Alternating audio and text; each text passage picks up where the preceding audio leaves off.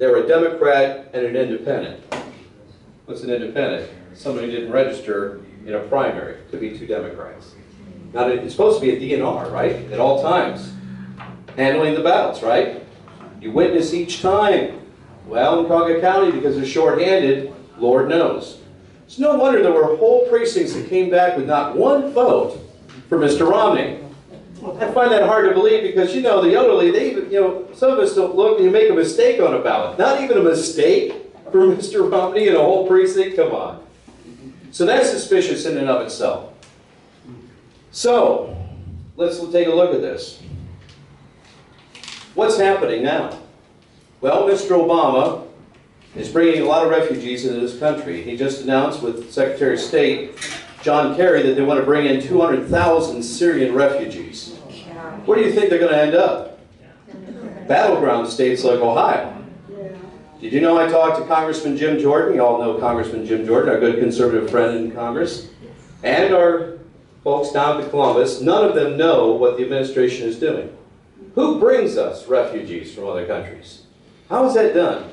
I don't know who you've had come speak here, but the UN actually directs that. Who's running the UN right now?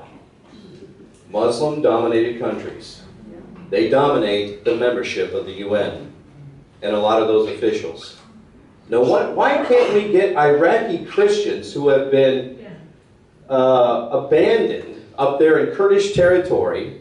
3 million Kurds are hosting 1.5 million refugees after ISIS came into northern Iraq. They fled their homes and villages, fled for their lives. You saw what happened. And they're held up in refugee camps. These were people that had jobs, homes, businesses, okay, cars. Lost everything when ISIS announced the caliphate. Convert to Islam or die. So they fled into Kurdish territory. The Kurds are hosting them. I had a chance to meet the regional president of Kurdistan, Barzani. It was in a reception in Washington. A friend of mine invited me, knew the work we were doing, trying to advocate for Iraqi Christians. I said, well, I know what I'm going to do. I'm going to thank him for giving hostel to the Christians. And he said, what else can we do? He did talk to me. How does our country treat a good ally? You know, the Kurds actually treated us like they did in France during World War II with the liberation. That's how they saw Americans. Outside of Israel, probably our strongest ally in the Middle East is the Kurds. How did we respond when he came to Washington to ask, not for military aid, of course he would love that, to fight ISIS.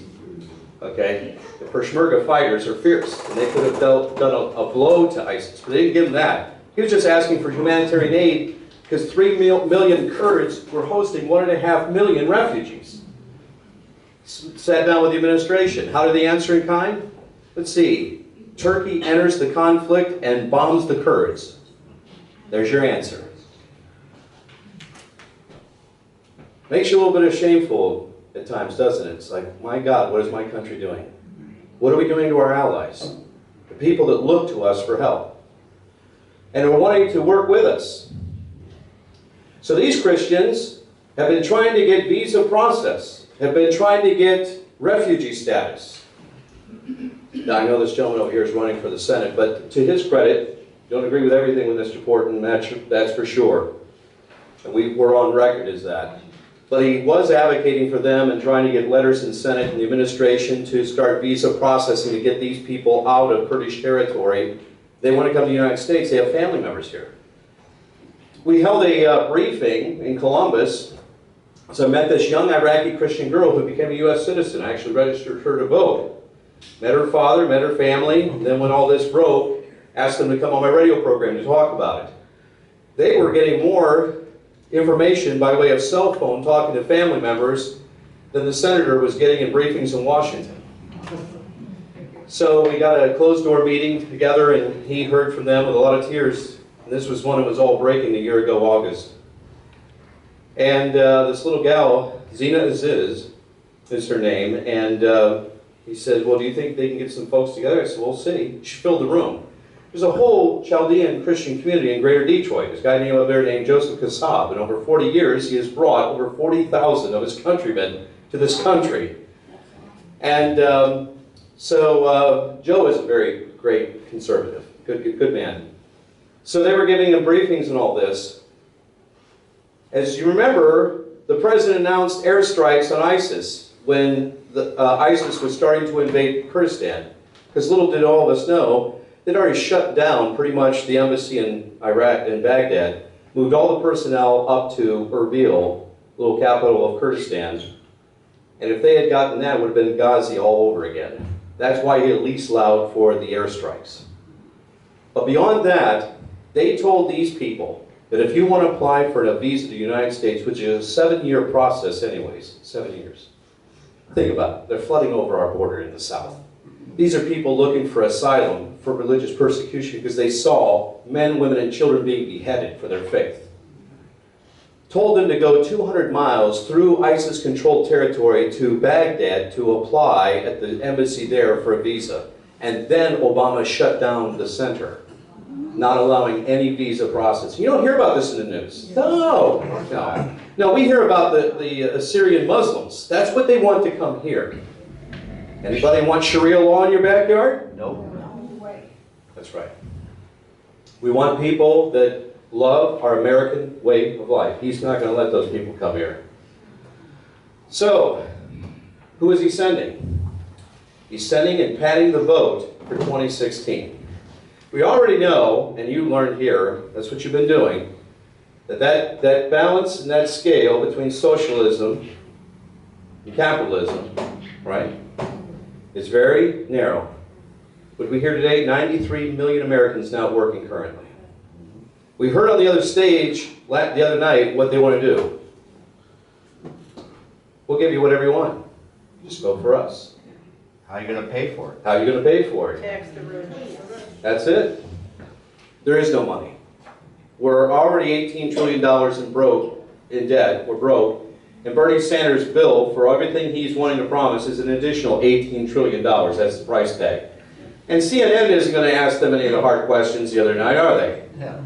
No, so we must. And we must take time to win over the hearts and minds of our fellow countrymen between now and the election of 2016.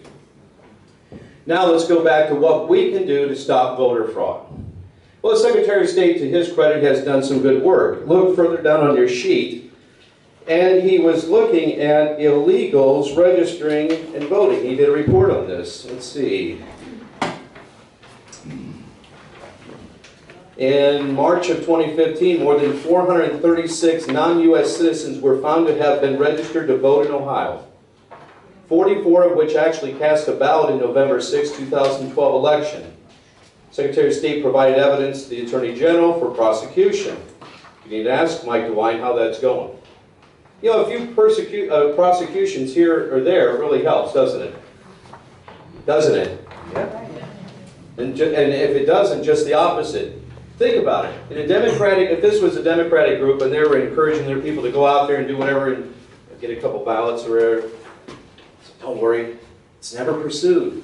No one's ever been prosecuted in Cuyahoga County. Don't worry, don't sweat it. See what I mean? That's why we could use the Attorney General to put a few of these people in jail. That might help. Cuyahoga County Board of Elections employee reported, and we already shared that. Okay, now, how many here are for voter photo ID requirement for Ohio? It polls at 70% in Ohio and nationally. We had it introduced last session. Bill Batchelder told me, he says, hey, that polls at 70%. Yet it never left committee. Now the only way that happens is if he and the governor stop it. Governor Kasich stopped that. Because he had ambitions to run for the president of New Hampshire. Did you get that? It's not doing too well just even running for the president of New Hampshire. How many have seen that the good governor's numbers have fallen back since his last debate? Yeah. He's now polling third in Ohio. The Quinnipiac poll earlier in the year had him running first in Ohio. Now he's behind Trump, Carson. I don't know where Farina is, somewhere in there. And Ted Cruz is, you know, he's holding steady. He's gaining some ground. Kasich's going just the opposite. He's behind New Hampshire, Iowa, and now in his own state of Ohio. On the stage that night, I dare say there's some pro-lifers in the room here tonight. And about the Planned Parenthood issue. How about that? Chris Christie, Jeb Bush, let's see, Bobby Jindal. They all found a way to defund Planned Parenthood in their state. When it came to John Casey, he said, we're still trying to figure it out. Wow, that was a bad moment for him. You know why he's trying to still figure it out? This is what happens when you make a pact with the devil. The Medicaid expansion took that Obamacare money, which Planned Parenthood sat at the table, negotiated terms with the Obama administration, got their $500 million a year, and now Mr. Casey's trying to figure out how to root it out of Ohio when he all sold us on that he fixed an $8 billion deficit and then did Medicaid expansion to help poor, you know. And now he doesn't know how to get rid of Planned Parenthood funding. That's why. Same thing with Common Core. They took the Fed's money, now they're stuck with it. So we got National Socialism trying to go into the classroom in Ohio. Where's that local control? These Republicans, we survey candidates. Local control, parental rights, local control of board of elections, and local control as far as education, all that's thrown out the window with Common Core, isn't it? Yep.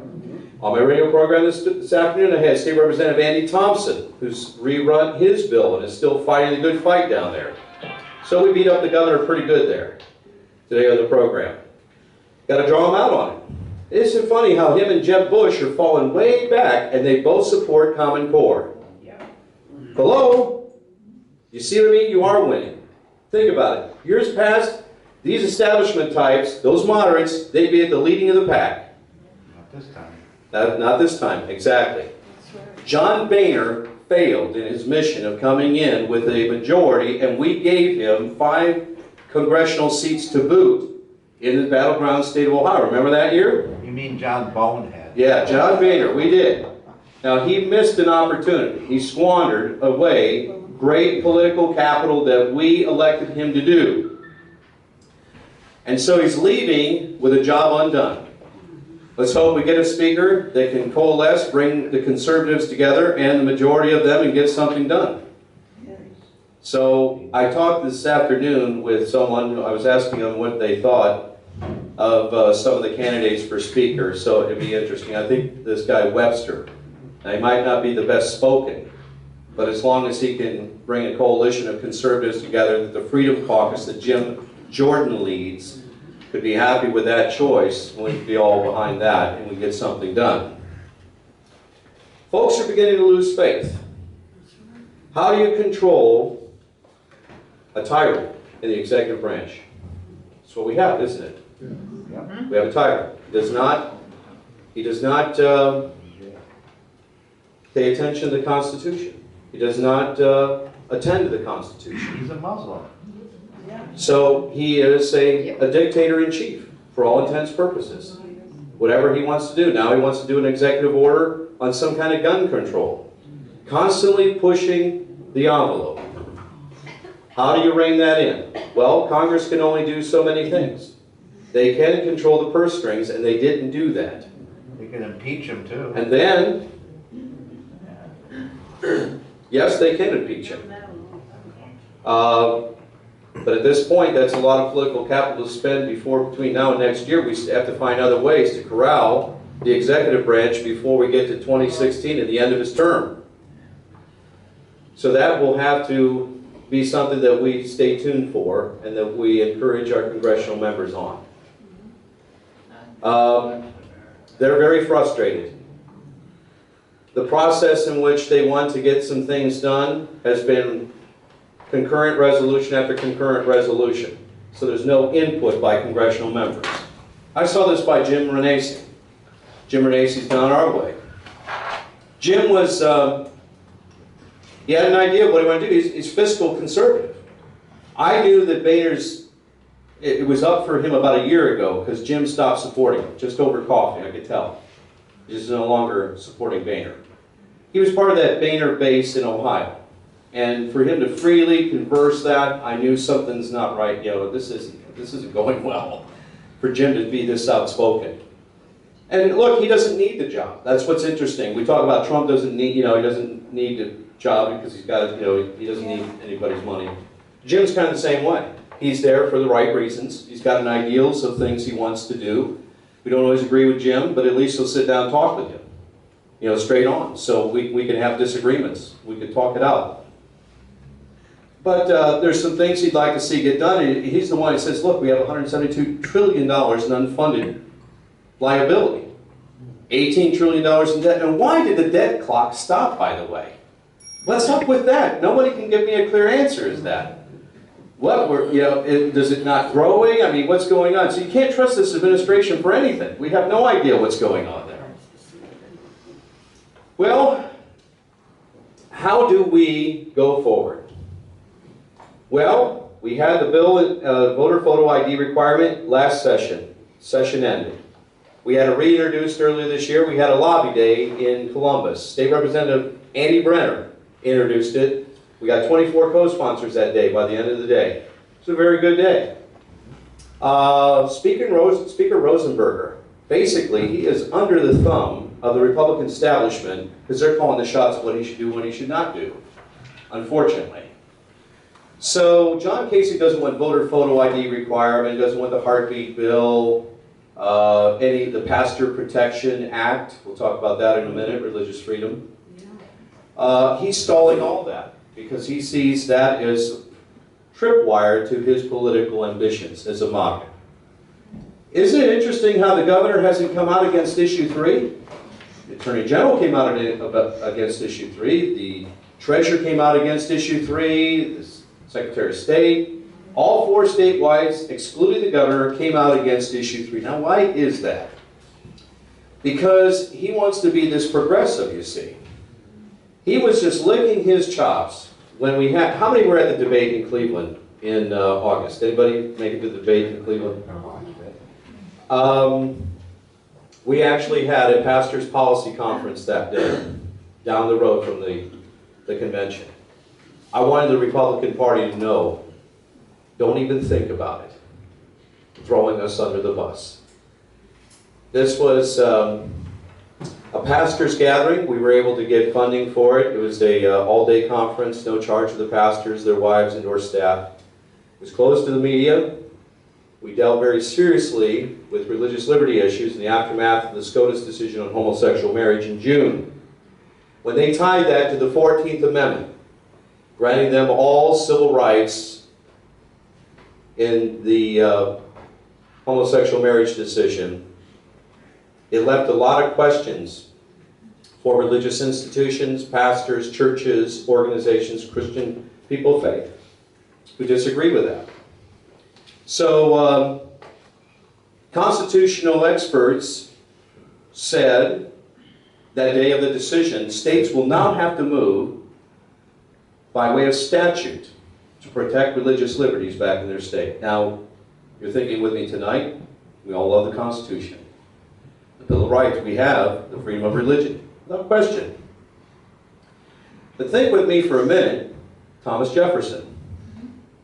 Thomas Jefferson, author of the Declaration of Independence, founder of the University of Virginia, and author of the Statute of Religious Freedom in the state of Virginia. This is all written on his tombstone as he is buried out back in Monticello, his home estate. Now, why would the author of the Declaration of Independence, our third president, an anti-federalist, believed in the Bill of Rights, think it necessary to move forward with a religious statute of freedom in the state of Virginia? I think if he did, I think we ought to all as well, especially given the climate today. Amen? Yeah. Amen. So that is what we are talking with down there at the Ohio legislature. Now, you know that Speaker Rosenberger has not met with me. Now, I don't represent Chris Long. I represent the church. Christian Interest is president of the Ohio Christian Alliance, in which I am honored, privileged to serve this organization now for the past 14 years. I've met with every speaker outside of Armin Budish, the Democrat that was down there, except for Cliff Rosenberger. Now, I met him briefly as Secretary of State Houston asked me to give the benediction at his swearing-in ceremony in January, so Mr. Rosenberger invited me to the dais to give the prayer over the ceremony, but we have not talked. I've requested a meeting with him several times to talk about voter photo ID, but most importantly, about religious liberty issues. And they have declined the invitation. They keep on giving excuses why he can't sit down I'll give you a little backdrop of that. You ever hear of Doug Price? Anybody here hear of Doug Price? No. He is the openly homosexual Republican chairman of Franklin County, a close confidant of Governor Kasich, going way back to his first congressional run. He and Bob Clafke, also an openly homosexual man, top lobbyist in the state right now, are the ones kind of leading the Republican Party down in Columbus, the Kasich team. Chairman Borges was the pick of the governor. That's who's running the Ohio Republican Party. Now, why is that important? Anybody read the last RNC platform in 2012? Anybody read that? You did. Did you like what you read? I did. It was the best platform they ever put together. We're talking about Phyllis Schlafly, Tony Perkins, Ken Blackwell, Morton Blackwell. A lot of conservatives put that together. Well written. It sounds like a Tea Party document. I mean, literally. It talks about the fundamentals of our Constitution, religious freedom, traditional values. Why do I bring that up? Because last November in 2014, I was called by the Washington Times to do an interview, and they were bringing up the homosexual issue. And so I took the interview, and I said, well, our folks are going to be supporting candidates to stand with them on their issues. And somehow the platform came up. So I said, those candidates that aligned with that platform, folks will be supporting. Little did I know that John Kasich was being interviewed for the same article. I don't think he knew I was being interviewed for it as well. He goes on to comment, he says, nobody ever reads the platform. He says, I don't know where a room exists where these people sit in and they figure out what we're all going to abide by. So he poo-poos this thing. Let me just tell you something. Him and his people know full well what's in that RNC platform. They know that they stand for traditional values, traditional marriage. It's so funny how the governor, how can you be for something and against it at the same time? Remember in the Cleveland debate? He said, I'm for traditional marriage. I went to a homosexual wedding 1 week after the decision there in Washington, right? I thought interesting. So, I had the idea that these folks want to use the springboard of Ohio with that RNC convention coming right down the road here, in a number of months from now, right, next summer, and use the big tent to widen this whole thing on the Republican side. I don't like that idea, do you? No. And that's what they want to do. That's what John Kasich's worldview is. We got to stop that. So he was hoping, and they packed the auditorium with their choice people that, and remember, he got a lot of applause. Anybody here asked for one of those tickets? You know how the ORP said you can order some tickets online? We had people do that all over the state because we wanted to get the pastors, 330 of them that came to that conference that day in Cleveland, we wanted to get as many of those as possible into the event that night. Well, lo and behold, they said, well, there'll be a lottery, and we understand that. You know, there's a lot of people asking, and so I got a ticket from the RNC Evangelical Outreach, and they got me a ticket. But I'm asking these people to, you could ask up to 3 tickets or something. And then by midweek, they said, oh, all tickets have been spoken for. And I'm like, wait a second, you guys said that on Sunday night you'll announce that. So I called them out on it, and they got real upset about it. Well, what they had done is made sure that that audience was very pro-John Kasich. And I saw it from the rafters where I was sitting. I could see down there on the floor and all these folks. They expect to see a lot of legislators on the floor, and we saw a lot of familiar faces. You're going to see that, Republican chairman, all that. But then there's all these other patronage jobs in the lower bowl and all that. And every time he said something, they just roared, okay? So it was a hometown crowd. But why is that? You know, that's semantics of going into next year, carrying momentum. He thought he was really going to be carrying this momentum, skipping Iowa, knew he couldn't win there. This is his strategy, see, New Hampshire, making some visits to Michigan. It's kind of one of those in-between states. Romney got Michigan. Maybe Minnesota, Carolina, seeing where he, and then win Ohio in that primary. That's how he was going to position himself to get into the mix of this thing, and then take that capital with him into the convention in August, wherever he ended up in that primary. You're ruining the party for him because you folks are putting out on social media, which is going beyond the boundaries of Ohio. Hello, and people are reading about our good governor and his Medicaid expansion and the other problems that he's done, right? And they're not too all happy with it, conservatives in other places. So they're not that enamored with him. We had John Fund at our spring banquet. How many know John Fund? We got his book back here tonight, a few copies of Who's Counting. He's done a lot of work on election reform and voter fraud issues. And John was an editor with the Wall Street Journal for 19 years. Well-spoken, well-written, and conservative. And he said, you know, you guys have a lot of power. More than we ever dreamed of as journalists. Because you have the ability in your social networks to convince your friends and your family and beyond with your thoughts. You know, writing emails, social network of Facebook, Twitter, these kinds of things, it's making a difference. This is the alternative media that they can no longer control. That's where that is so powerful what you do. And that is changing the minds and opinions of a lot of folks. So, keep it up as we go on. So, Ted Cruz is still hanging in there, isn't he? Yeah. How many like Ted Cruz for president? Yeah, he's doing very well. How many like Ben Carson for president? I support him. Okay. Carly Farina. 2 hands. A little suspect on Carly, right? Yeah, you're still learning. She Still learning. outsourced jobs for Hewlett Packard, so I can't go with an outsource. Okay, I got it. Yeah, well, vet him. And, you know, she's kind of converted to some of our positions.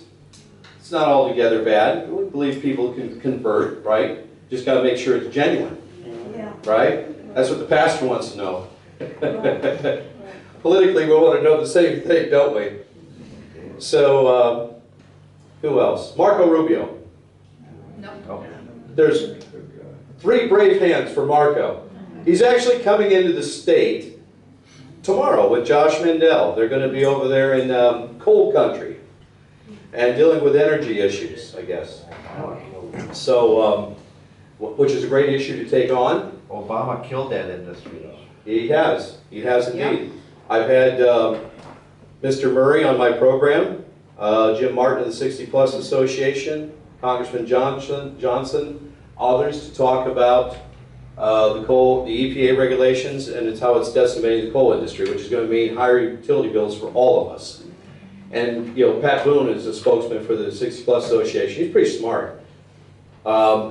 Wish he could be here tonight. You could hear his story about Ron Reagan when he first ran. Somebody needs to control the EPA. Absolutely. Absolutely. Get rid of their absolute power. It's got to happen in the next administration. You know, you get a chance when the candidates come around, you got to be in the rope line, and that's what you've got to be talking to them about. Pick an issue you want to talk to them about. You know, not 10, but 1 to get in their ear and talk about those kinds of things. But it is, you know, Pat was talking about it. It's about not clean environment. It's about controlling our lives. That's right. That's what it is. That's right. And that's exactly what it is. We can't allow that to happen, but it is happening. And Obama's doing it. He's doing it by executive order. The court, Supreme Court, actually checked him and the EPA on some of these regulations this spring. They got a good decision. But it's not amounting to anything. You know, my son works at First Energy. He kind of feeds me information from the insides in the IT department there. They're taking a lot of coal plants offline. They're closing them down. And they're not fighting. If First Energy is not fighting, why aren't they fighting? Just drag it out, right? You know, a good lawsuit, just drag it out in the courts, you know, wear people out. No, it's like they're so afraid of the administration, they don't want to fight. And they should fight. So even in the power company, you need conservative voices to be able to speak and say, this doesn't make any sense. The industry has already done so much to clean up the air and run clean coal and all that, the efficiency of these power plants.